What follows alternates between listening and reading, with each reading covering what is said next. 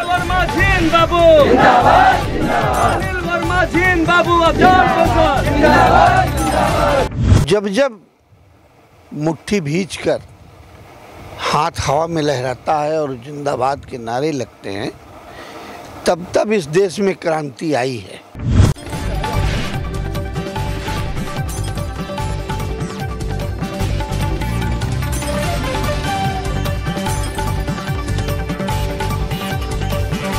निश्चित मानिए कि नौजवानों की ये जो मेहनत है ये बेकार नहीं जाएगी। इसको एक दिन रंग लाना है और समाजवादी पार्टी अब घर बैठने वाली नहीं है।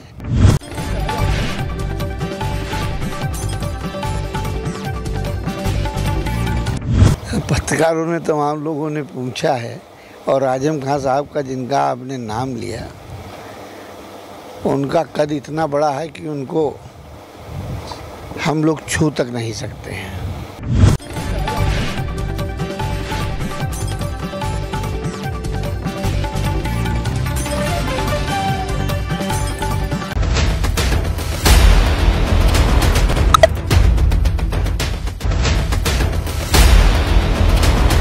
नमस्कार, मैं हूं नफीस अहमद और आप देख रहे हैं न्यूज़ 9 लाइव टीवी। मेरी मौजूदगी इस वक्त सीतापुर के ग्राम पंचायत जालिमपुर मडोर में है और हमारे साथ इस वक्त बातचीत करने के लिए सेवता विधानसभा के पूर्व विधायक महेंद्र कुमार सिंह जीन बाबू जी हैं, जो आज इसी गांव से एक साइकिल यात्रा रवाना हुई है। इस कार्यक्रम में शामिल होने के लिए आए थे।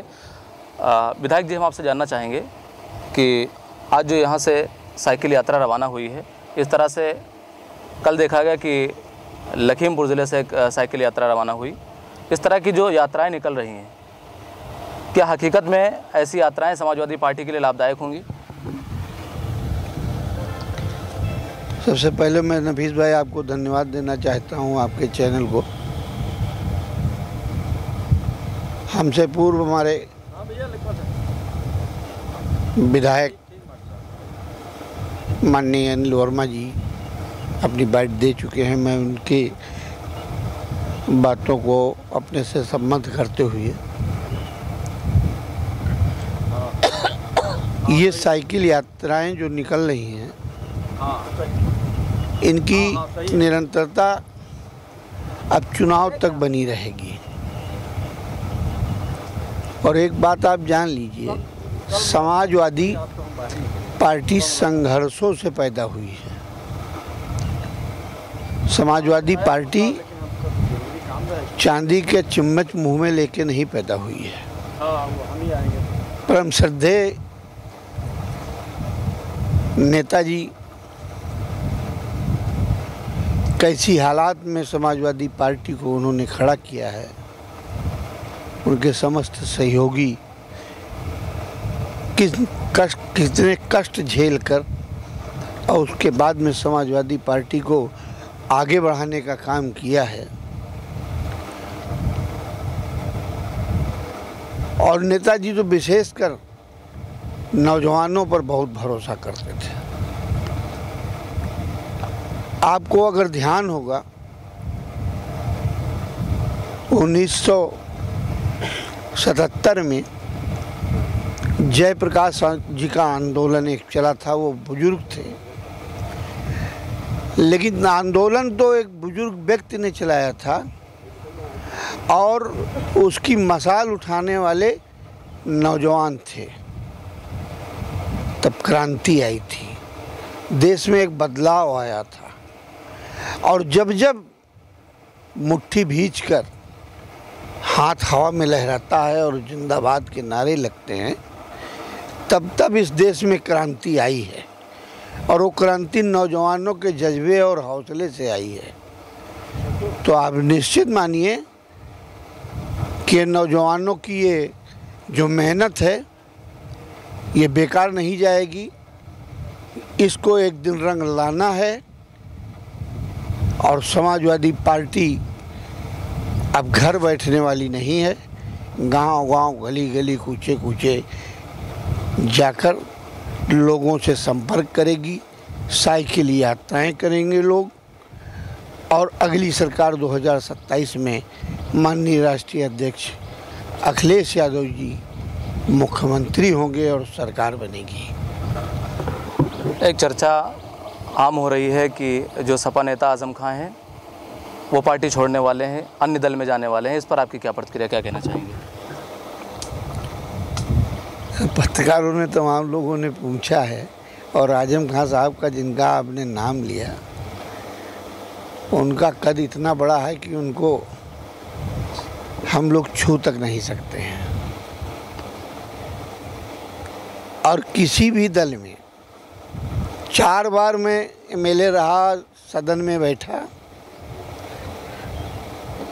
लेकिन जब आजम खां साहब जिस वक्त बोला करते थे तो सदन में अगर सुई गिर जाती थी तो उस सुई की आवाज़ को भी आप सुन सकते थे। इतना साइलेंट होकर लोग सुनते थे।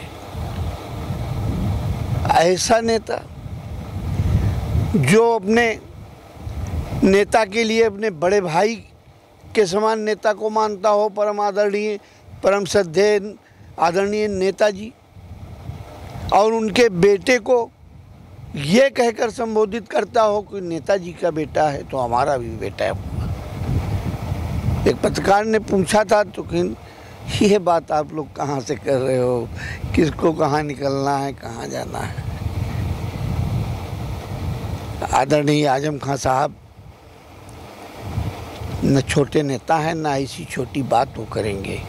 वो बहुत बड़े नेता हैं और उनका बहुत बड़ा कद है और वो किसी कीमत पर समाजवादी पार्टी को छोड़कर नहीं जाएंगे। नेताजी की यादें उनके दिलों में बसी हुई हैं। उन्होंने कहा था, मैंने सोने चांदी के कंगन नहीं मांगे थे, मैंने नेताजी से केवल कलम मांगी थी यूनिवर्सिटी के लिए। और उन्होंने ये नहीं पूछा हस्ताक्षर कहाँ करना है। जहाँ जहाँ मैं उंगली रखता गया, आदरणीय नेताजी वहाँ हस्ताक्षर करते गए। ऐसे व्यक्ति को मैं छोड़ सकता हूँ क्या? तो जब उनके बयान इस तरीके के आ रहे हैं तो कैसे संभव है? ये कैसे लोग सोच रहे हैं कि आजम खां साहब कहीं जाने वाले हैं? अरे आजम खां साहब की दहाड़ अभी शुरू होने वाली है और जब दहाड़ आजम खां साहब की आएगी तो जो ये चूहे फुदक रहे हैं ये अपने बिलों में घुस जाएंगे और समाजवादी पार्टी का झंडा आसमान बुलंदी पे लहराएगा। आइलम मोहम्मद का मुद्दा जो है बहुत ही ज़ोरों शोर से चल रहा है, बहुत ही तूल पकड़ चुका है। आए दिन उस पर लोगों की गिरफ्तारियां भी हो रही हैं और कार्रवाई भी हो रही है। इस पर आपकी क्या प्रतिक्रिया, क्या कहना चाहेंगे आप? मेरा कद बहुत छोटा है। मैं मात्र एक विधानसभा की राजनीति करता हूँ और ये बहुत बड़ा मुद्दा है। ये कोई एक क्षेत्र का, एक जिले का, एक प्रदेश का नहीं बल्कि देश का मुद्दा है। इन सब चीज़ों पे जो बड़े नेता हैं, आदरणीय राष्ट्रीय अध्यक्ष माननीय अखिलेश यादव जी, उनकी तरफ से जो भी बयान आएगा उसके बाद ही हम लोग कुछ कह सकते हैं। बाकी इन मुद्दों पर हम लोगों का बोलना ठीक नहीं रहेगा। जिन युवाओं ने आज इस साइकिल यात्रा में भाग लिया है उनके लिए आपकी तरफ से कोई संदेश, कोई मैसेज, कुछ कहना चाहेंगे उनके लिए? बहुत ही अच्छा काम किया है उन्होंने। समाजवादी पार्टी को सीतापुर जनपद में साइकिल यात्रा चलाकर सीतापुर की जनपद के समाजवादी पार्टी की सभी नौजवानों को उन्होंने एक संदेशा दिया है कि नौजवानों अब निकलो, समय आ गया है। माननीय अखिलेश यादव जी निकल चुके हैं, हम लोग भी आओ बढ़कर उनका साथ निभाएं।